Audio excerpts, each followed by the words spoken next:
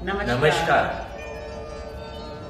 माँ दुर्गा के नवरात्रि, दशहरा, दीपावली, भारतवर्ष में ये महीना त्योहारों का महीना होता है, जिसे हम सब मिलके एक दूसरे के साथ प्रेम पूर्वक हर्षोल्लास के साथ मनाते हैं।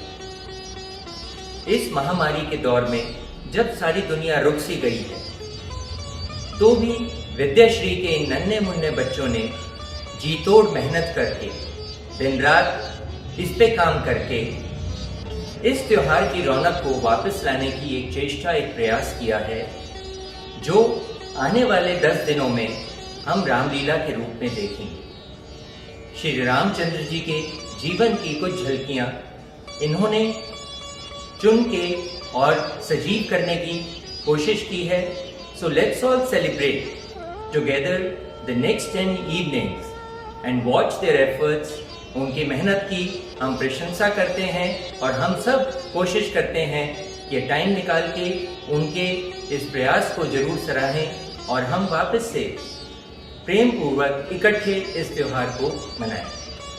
ये 10 दिन मेरी जिंदगी के सबसे खूबसूरत दिन थे, क्योंकि इन 10 दिनों में मुझे अपने बच्चों का भरपूर प्यार मिला। मैंने भी उनको बहुत प्यार दिया और मुझे हर पल यह महसूस हुआ कि वो मेरे अपने बच्चे हैं, ना कि सिर्फ अध्यापिका की तरह मैं उनके जीवन में हूँ।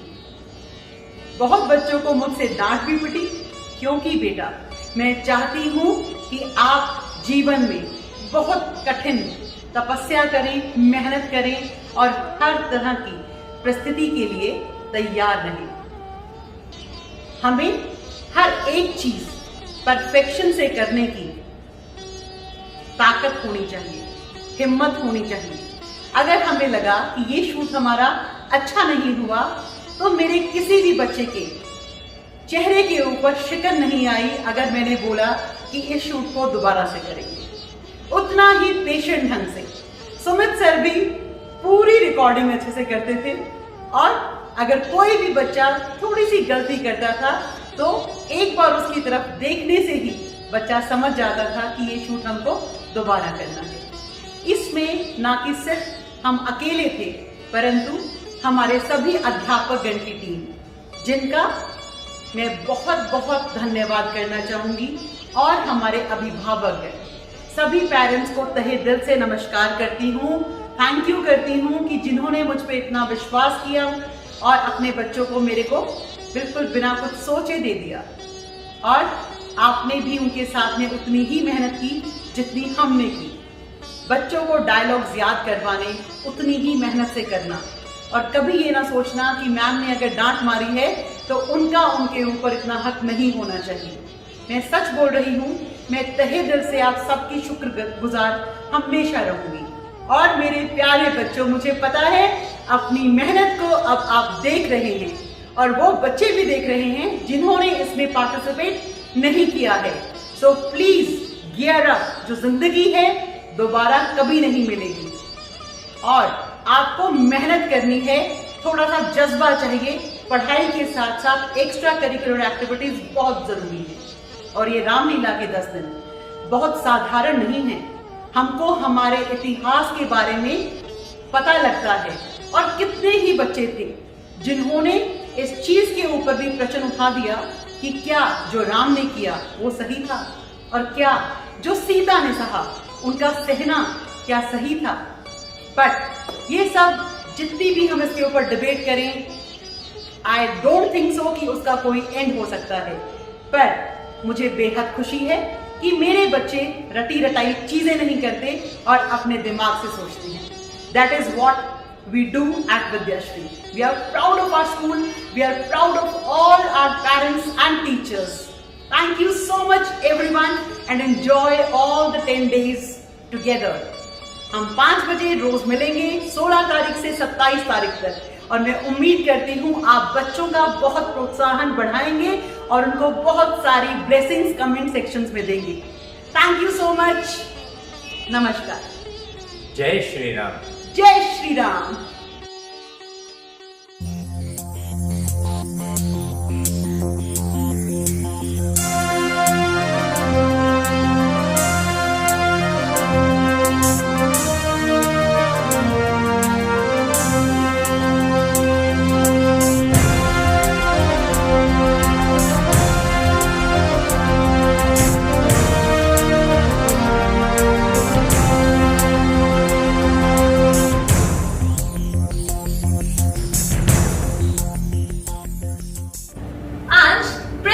नवरात्रि के उपलक्ष्य पर हम रामलीला का शुभारंभ करने जा रहे हैं और मैं अनन्या विद्याश्री परिवार की ओर से रामलीला देखने वाले सभी नाना नानी, दादा दादी, मेरे प्रिय मित्र और उनके मम्मी पापा का तहे दिल से स्वागत करना चाहती हूँ।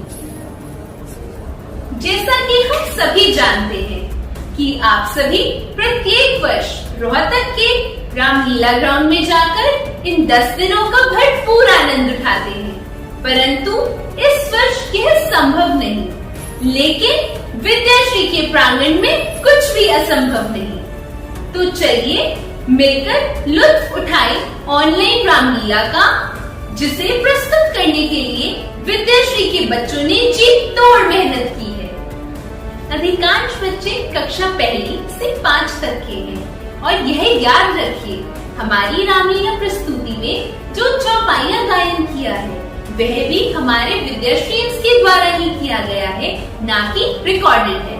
तो आगे बढ़ने से पहले मैं आप सभी को रामायण के बारे में कुछ और भी बताना चाहूंगी कि कैसे रामायण महाकाव्य की शुरुआत हुई।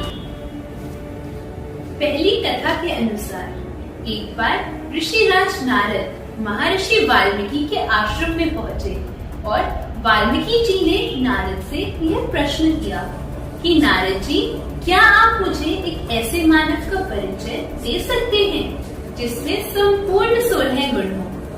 नारद जी इस प्रश्न के उत्तर में कहते हैं कि संपूर्ण 16 गुण जिस मानव में पाए गए हैं वह है श्री राम, जो कि गुणवान, वीर्यवान, धर्मज्ञ, कृतज्ञ, सत्यवक्ता, दृढ़ व्रत वाले, उत्तम चरित्रवान, सबका हित चाहने वाले, विद्वान, समर्थ, प्रिय दर्शन, जित क्रोधो, धृतिमान, अनुसूयत एवं विभ्यतिह देवा है। इन्हीं गुणों को देखने के लिए फलस्वरूप महर्षि वाल्मीकि जी ने रामायण महाकाव्य की शुरुआत की। दूसरी कथा के अनुसार नारद जी के इस वृतांत के पश्चात महर्षि वाल्मीकि जी तमसा नदी में स्नान के लिए गए और जब वह इसी सोच में थे कि रामायण को महाकाव्य के रूप में कैसे संजोया जाए, उसी समय उनकी नजर एक पक्षी के जोड़े पर पड़ती है जो कि उनका मन मोह लेता है। परंतु उनके देखते ही देखते एक शिकारी उनमें से एक पक्षी को तीर मार देता है और उस मरे हुए पक्षी के विरह में उसका साथी पक्षी भी मर जाता है। इस हृदय को द्रवित करने वाली घटना से महर्षि वाल्मीकि उस शिकारी को श्राप दे देते हैं और वह श्राप उनके मुंह से एक श्लोक के रूप में निकलता है। मानिसाद प्रतिष्ठां त्वं गमः शाश्वती समाय यत् क्रौञ्चनां मिथुनादेकम् अवधि काममोहितम्। आश्रम वापस लौटने के पश्चात ही ब्रह्मा जी महर्षि वाल्मीकि जी के आश्रम में प्रकट होते हैं और उन्हें दिव्य दृष्टि का आशीर्वाद प्रदान करते हुए राम जन्म और उनके जीवन से संबंधित सभी घटनाओं से अवगत कराते हैं। ब्रह्मा जी के निर्देश और आदेश पर यहीं से रामायण महाकाव्य के सर्जन का शुभ आरंभ होता है।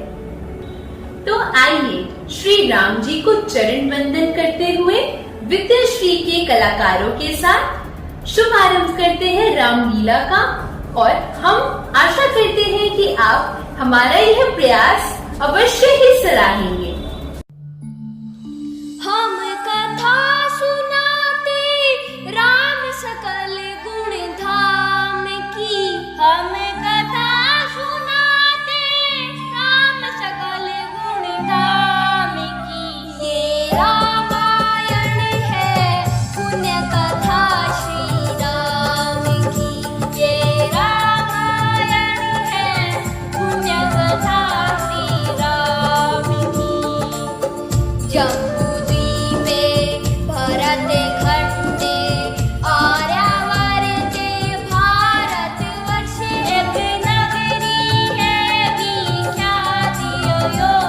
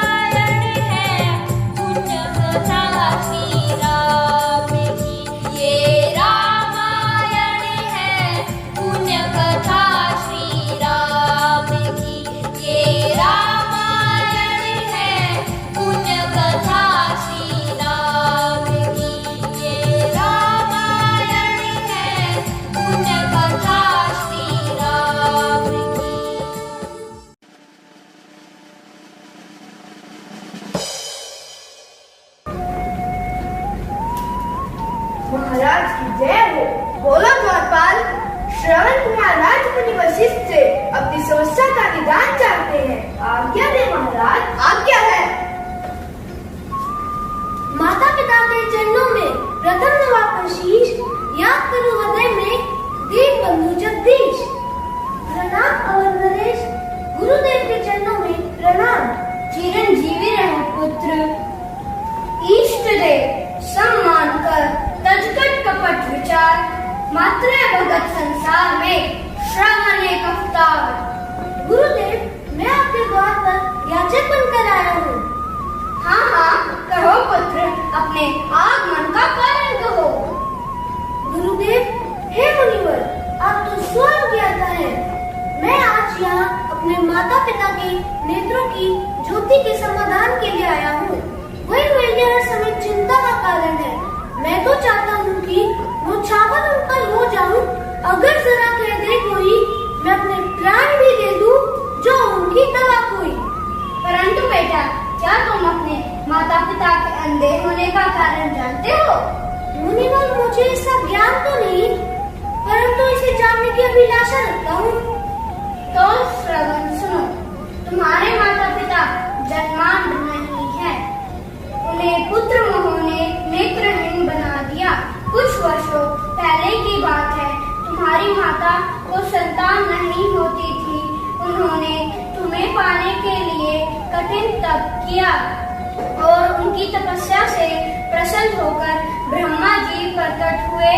ब्रह्मा जी ने उनसे वर मांगने की इच्छा दी तो तुम्हारी माता ने पुत्र की कामना की, परंतु विधि का विधान तो देखिए, उनके भाग्य में संतान का मुख देखना ही ना लिखा था। अगर संतान होगी तो वह नेत्रहीन हो जाएंगे। परंतु तुम्हारे माता पिता के बहुत आग्रह करने के बाद ब्रह्मा जी ने उन्हें पुत्र प्राप्ति का वरदान दिया। इस प्रकार तुम्हारे माता पिता नेत्रहीन हो गए।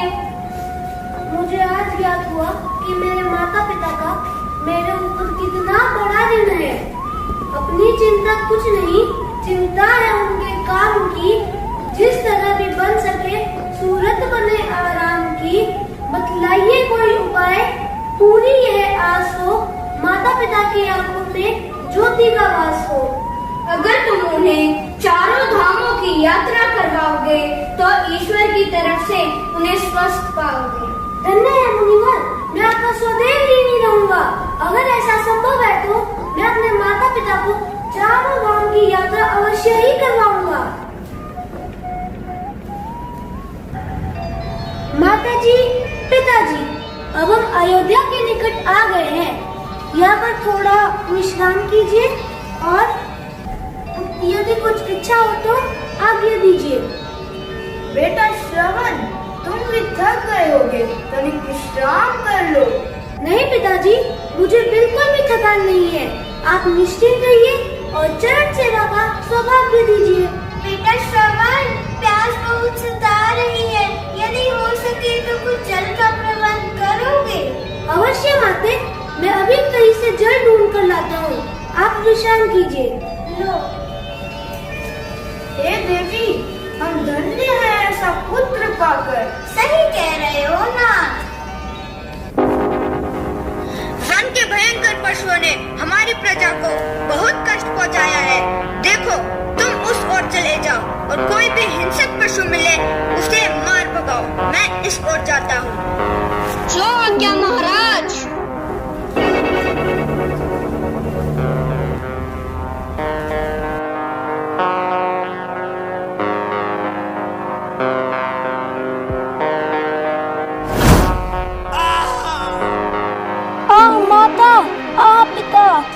माता, मैं चला माता।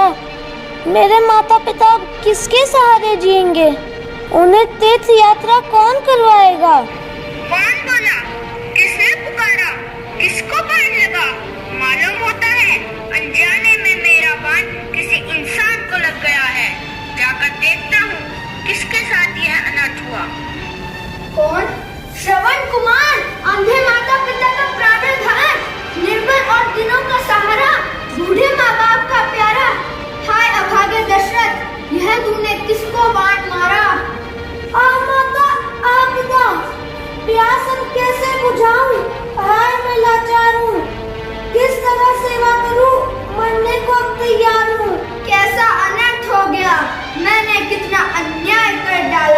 बेसहारों का सहारा छीन लिया, अंधों की आंखों का तारा उनसे छीन लिया। कौन? दशरथ? अयोध्या नरेश दशरथ को मेरा प्रणाम। सुन रहे हैं कान इस निर्दोष के प्रणाम को। हाय दशरथ, कर दिया बदनाम तूने कुल के नाम को। श्रवण श्रवण पितृभ्रक श्रवण बेटा, मैंने तेरा अपराध किया है, अंधा बनकर निर्दोष का प्राण लिया है। तुम भी मुझसे बदला लो और यह बात मेरी छाती के पार कर दो। महाराज, ये आप क्या कह रहे हैं? ऐसा कदापि नहीं हो सकता। तो तुम मुझे जल नहीं दोगे? कदापि नहीं। बस आप मेरी अंतिम इच्छा पूरी कर दीजिए। उस लोटे में जल ले जाकर उस सौर वृक्ष के नीचे बैठे मेरे माता पिता को पिला दीजिए, वे बहुत प्यासे हैं। ठीक है बेटा, मैं तुम्हारी यह इच्छा अवश्य पूरी करूंगा। क्षमा माता पिता, क्षमा। मैं आपको चारों धामों की यात्रा नहीं करवा पाया, इसके लिए मैं आपका सदैव ऋणी रहूंगा।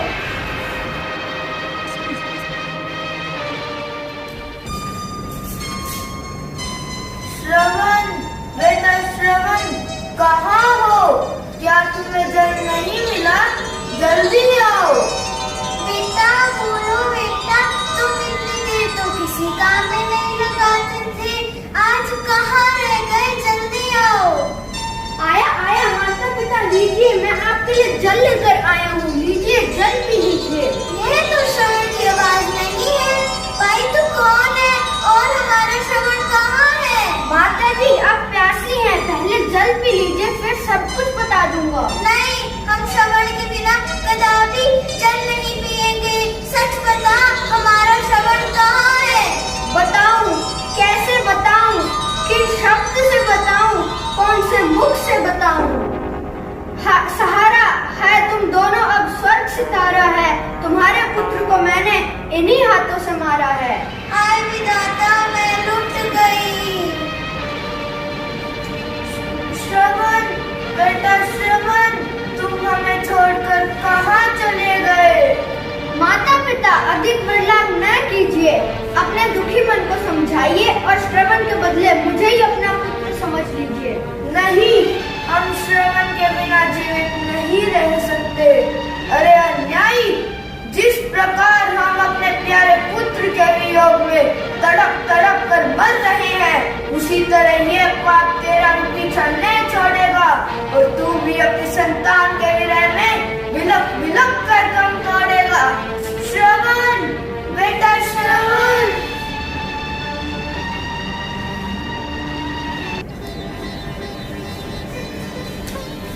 गुरु जी के चरणों में यह सेवक साधन प्रणाम करता है। चिरंजीवी रहो राजन, आशा पूर्ण हो, कहो कैसे पधारे। गुरु जी, ऐसा प्रतीत होता है कि अब रघुवंश का अंत होने को आया है। संतानहीन होने की चिंता चिंगारी के समान मन को जला रही है। जीवन का भरोसा नहीं कि आयु का दीपक कब बुझ जाए। 3 विवाह करके भी वेद विरोध कार्य भी कर चुका हूँ, परंतु मेरी अभिलाषा पूर्ण नहीं हुई। हे राजन, संसार में सुख के बाद दुख और दुख के बाद सुख आया करता है। भगवान तुझ पर अवश्य ही कृपा करेंगे। बतलाइए महामुनि, ऐसे उपाय शीघ्र ही बतलाइए। मैं अभी रिंगी ऋषि को बुलवाता हूँ और पुत्रेश की यज्ञ करवाता हूँ। जो आज्ञा गुरुदेव। ओम मंत्राता सफला सन्तु पूर्णा सन्तु मनोरथा शत्रूणां बुद्धिनाशस्तु मित्राणां उदयस्तव स्वाहा। ओम पुत्र पौत्र धनम आदि वेदिकं पर्णं चरं मंत्राता सफला सन्तु पूर्णा सन्तु मनोरथा स्वाहा। ओम तदेव लग्नं सुदिनं तदेव ताराबलं चंद्रबलं तदेव विद्याबलं देवबलं तदेव लक्ष्मीपते देवं संभ्रामीं तथास्तु। श्रृंगी ऋषि के आशीर्वाद से महाराजा दशरथ को 4 पुत्रों की प्राप्ति हुई। आशा करती हूँ आप सभी को रामलीला का पहला अध्याय बेहद पसंद आया होगा। तो नीचे दिए गए कमेंट सेक्शन में बच्चों के लिए अपनी ब्लेसिंग्स देना बिल्कुल ना भूलिए। कल फिर आप सभी से दोबारा मुलाकात होगी रामलीला के दूसरे अध्याय के साथ। तब तक मैं अपनी वाणी को विराम देना चाहूंगी। शुभ संध्या।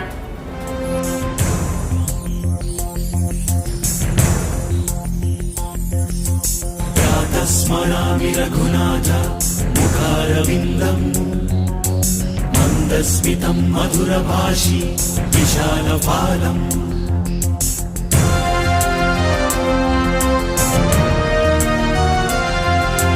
कर्णावलिं विचलकुण्डल शोभिकण्डभागम् कर्णान्तर्गनयनं नयनाभिरामम्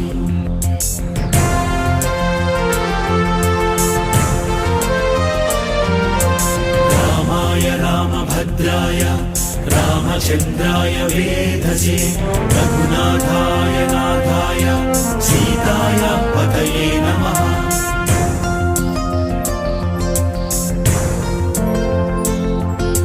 चरितं रघुनाथस्य शतकोटिप्रविस्तरम् एकैकमक्षरं प्रोक्तं महापातकनाशनम्